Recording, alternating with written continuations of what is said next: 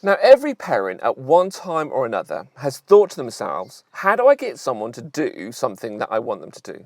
Now, whether that's getting your kids to do more to help around the house or trying to persuade them to get off the Xbox and do some schoolwork. But it's not just parents who ask this question.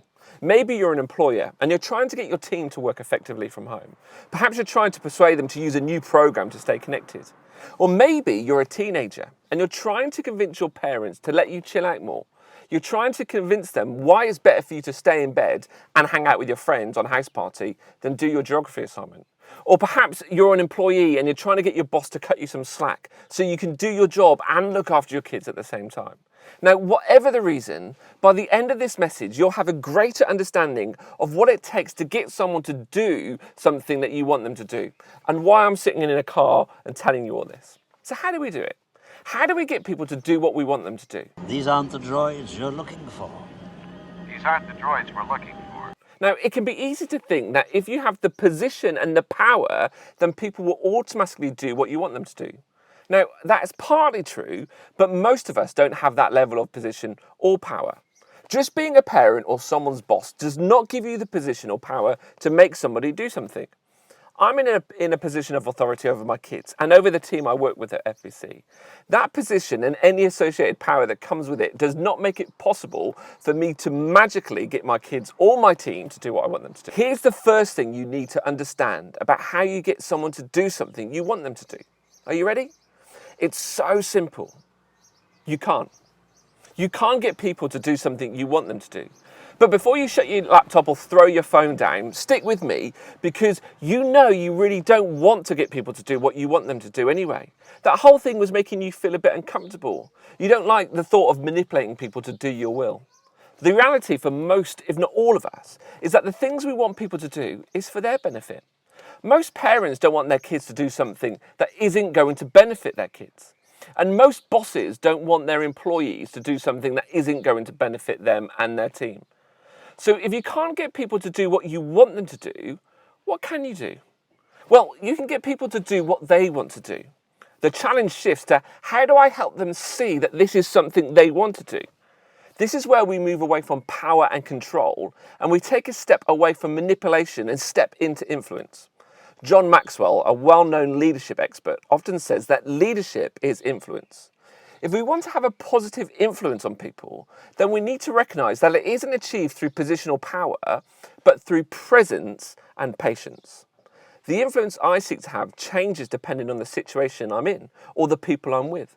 I try to influence my kids in a different way to my team. I seek to influence my family in a different way to my friends. As a follower of Jesus, I want to influence the people around me to grow in their awareness and their relationship with Jesus.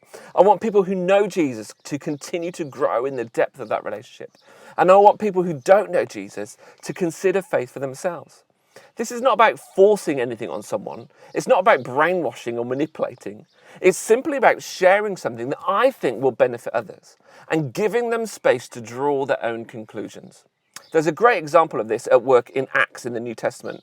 Acts was written by Luke, who also wrote one of the Gospels, one of the full biographical accounts of the life of Jesus that we find at the beginning of the New Testament.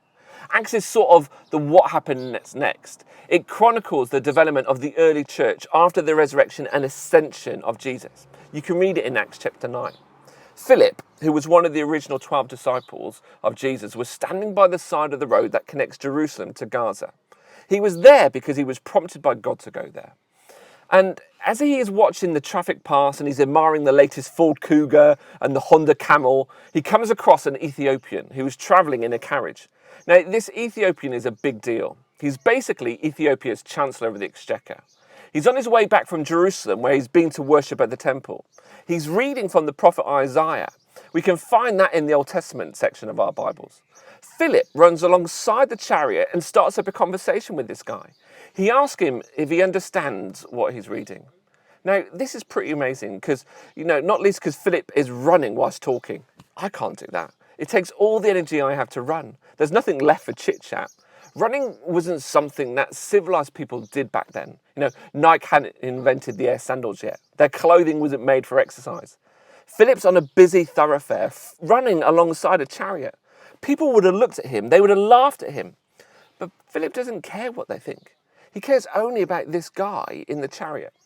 Philip asks the Ethiopian, "Do you understand what you're reading?" He responds, "How can I understand unless someone explains it to me?" Now, if you've ever read the Bible and come across bits you don't understand, you're in good company. If you've ever come across something and think to yourself, "What on earth is that about?" that's okay. How are you supposed to understand it unless someone explains it to you? That's why we put so much emphasis on community at FBC. Small groups in the week and gathering together on Sundays gives us opportunities to discover more about the Bible and how it relates to life. We're not supposed to understand it all by ourselves. Anyway, Philip jumps up into the chariot and continues this conversation. This is what the Ethiopian was reading in Isaiah. He was led like a sheep to the slaughter, and as a lamb before the shearer is silent, so he did not open his mouth. In his humiliation, he was deprived of justice. Who can speak of his descendants? For his life was taken from the earth. Now, the Ethiopian asked Philip, who is Isaiah talking about, himself or someone else? Philip told the Ethiopian all about who Jesus is and how he relates to this passage. Now, the amazing thing is that Isaiah wrote this 600 years before Jesus was born. You know, if you read Isaiah, you'll come across passages that are without doubt talking about Jesus, prophesying who he is and what he will do. Eventually, they come across a lake. The Ethiopian jumps out of the carriage and says to Philip, "What's stopping me from being baptized?" Through this conversation, he discovered the truth about Jesus, and now he wants to commit his life to following him. Now, this is what Philip wanted for the Ethiopian right from the beginning. But he didn't coerce or manipulate him. He didn't force or impose his opinion on him. He simply gave space and opportunity for the Ethiopian to see why following Jesus was something he wanted to do for himself. Now, a key reason we exist at FBC is to help people find Jesus. We're here for people who don't know Jesus, who are not connected to their Heavenly Father. That's why Jesus came in the first place. And the mission he passed on to his followers, to those who had been reunited with their Heavenly Father, was to help people find a life-transforming relationship with God by discovering who Jesus is. Have you noticed how the roads are busier this week than last week? More people are heading out. Some people are travelling back to work. Some people are travelling to go somewhere different for a walk. As people drive up and down the roads, how many of them are listening to a CD or a podcast of the prophet Isaiah? How many people are asking themselves who this character is that Isaiah is talking about? Well, not many, if any. The purpose Jesus has given to us as a church is the same purpose he'd given to Philip. But the people we are seeking to connect with are different.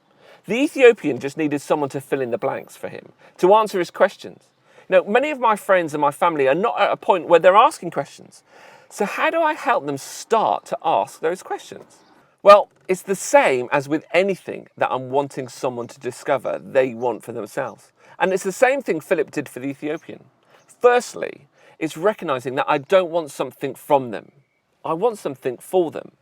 And then it's about helping them see that I want something for them, not something from them.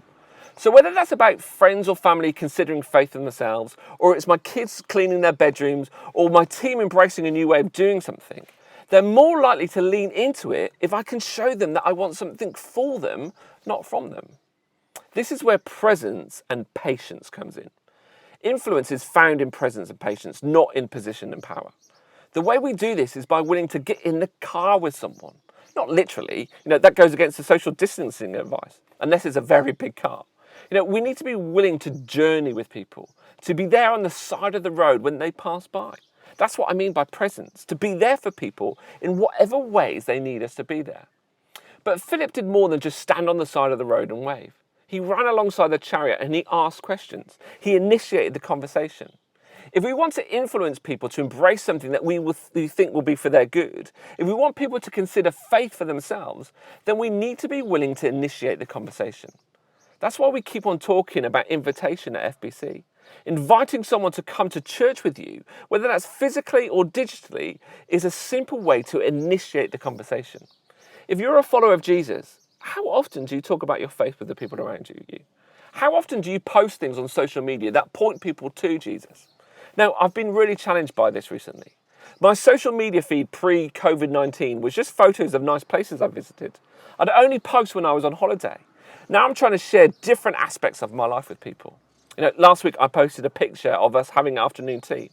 I had one scone with jam on the bottom and cream on top, and another with cream on the bottom and jam on the top. Now, who knew scones or scones were so divisive? It was the most response I've had from a personal social media post in ages. So, if I'm willing to post pictures about my scones, why do I not post things about my faith? Which is far more important to me than scones or scones. So I've been trying to share my faith more on social media. I've been sharing some of the posts we create on our FBC page to start a conversation with my friends and family. At some point, we have to talk about faith. We have to let people know what we believe and why we believe it, not in an aggressive, pushy way, but naturally. We need to be willing to talk about faith in the same way we talk about the other aspects of our life that are important to us. As we do this, we journey with people. We help them to ask their questions and to discover the answers for themselves. This is where patience comes in. It takes time and consistency. I need to be patient. Again, that's true whether I'm wanting to share my faith with people or I'm wanting them to do something that will be for their benefit. So let me ask you this. Who are you journeying with? Who are the people close to you that you're wanting to share your faith with? Are you just standing on the side of the road watching them drive by, or have you climbed into the car with them? Have you started a conversation? Have you invited them to come to church with you? Not because you want something from them, but because you want something for them. Perhaps you're someone who's been invited to watch this. Somebody who cares about you took the time and courage to share this with you.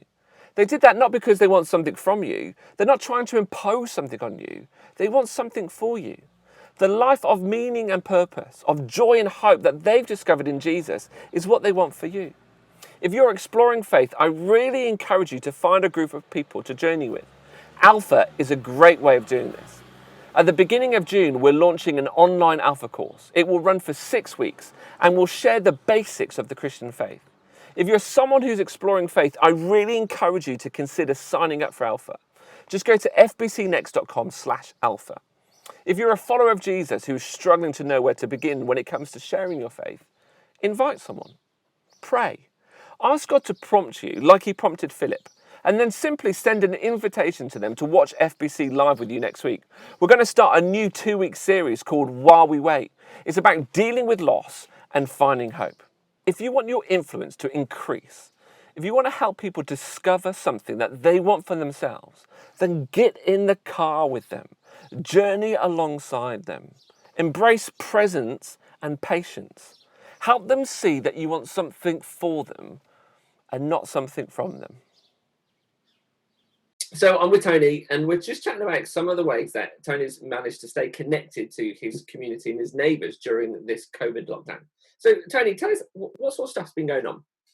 So we had so we set up a WhatsApp group in the area, which was did that, just simply posted a note around the doors on the 22nd of March, just suggesting, guys, do you want to set up a WhatsApp group or a Facebook group or something? We seem to obviously be heading into new times, and we thought it'd be good to do that, and then people could ask for help if they needed it, or if they were self-isolating, or maybe tips for homeschoolers from the teachers that live in the street, things like that, really. So that was the idea, and just see where it goes. There's certainly no format other than let's try and connect. So you said to people, if anybody needs help, just let us know or reach out. So did anybody respond to that? Yeah, we've had quite a lot of that. I mean, from the simplest things to, has anybody got any flour, to, tips on teaching, as I say, things like that. We've also had, we've had a couple of houses where coronavirus has hit, and one, both really serious actually, but one like super serious in hospital. And so it's been, a platform where those people can sort of share what's going on and ask for help. So yeah, it's been, that's what we've seen. So, and one of your neighbours approached you and Karen and asked if you could pray for them. Just tell us what happened there. Yeah, sure. So Cheryl lives around the corner from us. Obviously, we at this point we'd never met her, and she lives with her teenage daughter Kay, and her husband Sean had been sort of rushed into hospital. Actually, I think back on the 29th of March. So he was taken into Royal Berks, and she asked us, and she was worried, as she would be, and he seemed quite serious, and was put on a ventilator, and so she asked us to pray for him, and we did that actually with her over the phone. We prayed with her over the phone, and we were there as much as we could be. Obviously, there's very little that we could do, but certainly we were there at the end of the phone or whatever if there was anything they needed in any sort of practical way as well. And what happened with Sean? How did he respond? Okay, so things got pretty serious quite quickly actually, and he was moved into the Royal Brompton Hospital, and he was put on an ECMO machine. I had no idea what that was. I rapidly Googled it during the conversation to see what was going on, and obviously it's pretty serious, and they are oxygenating the blood, effectively taking that out and putting oxygen in it to get to the major organs, and it's not a good place to be. It's he was put into a coma for a while, I think 4 weeks in total, and we had sort of a period of time where things remained serious, and we continued to pray for him, and then that really the peak, I think, from our side was that I think on the 16th of April, Cheryl was texting, and we kept in touch and kept asking how he was, and she said, look, it's got very serious. He's got an infection in his lungs,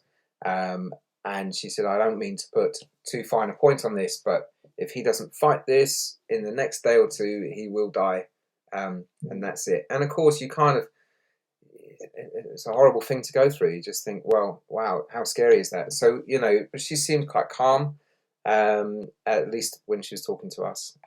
But I've no doubt was going through a pretty horrendous time.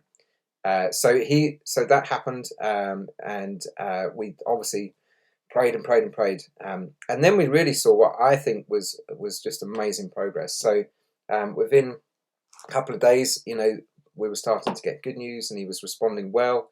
And by the 20th, I think it was the 21st of April, Cheryl sort of said, he's almost off the ECMO machine. He's down to a reading of 1. I think it goes from 9 to 1 or something.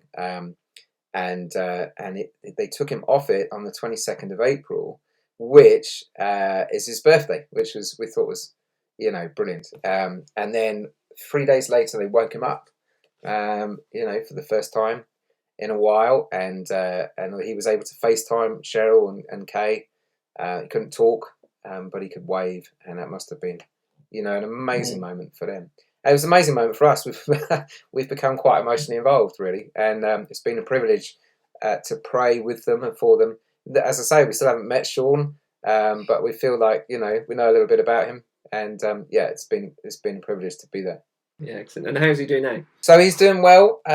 He's getting stronger. He initially was obviously very confused as to where he was. I had a little chuckle with Cheryl on Friday, because she said, he's been, he thinks he's in Africa one day and then somewhere else. So I pointed out that he seemed to be the only one who's going on holiday at the moment out of all of us, which so there's some positive news in there. But in all seriousness, he's getting less confused. There's no wonder he's confused. A month coma must do serious things, and obviously he's getting stronger. He's that needs to happen. But she absolutely expects him to be home within a week or so, which would be awesome. It'd be amazing. It's amazing, that story of how you've managed to come alongside and connect and journey with a couple who live near you, who you've never met, and that opportunity that you've had to pray for Cheryl and Sean, and we've been praying for Sean and Cheryl as well. It's so encouraging to see what's going on there, and I'm sure the future is great. Opportunities for you guys to connect further and bring in that street together. Tony, thanks so much for just taking time out to share that story with us. It's so encouraging and inspiring. Yeah, and for us too.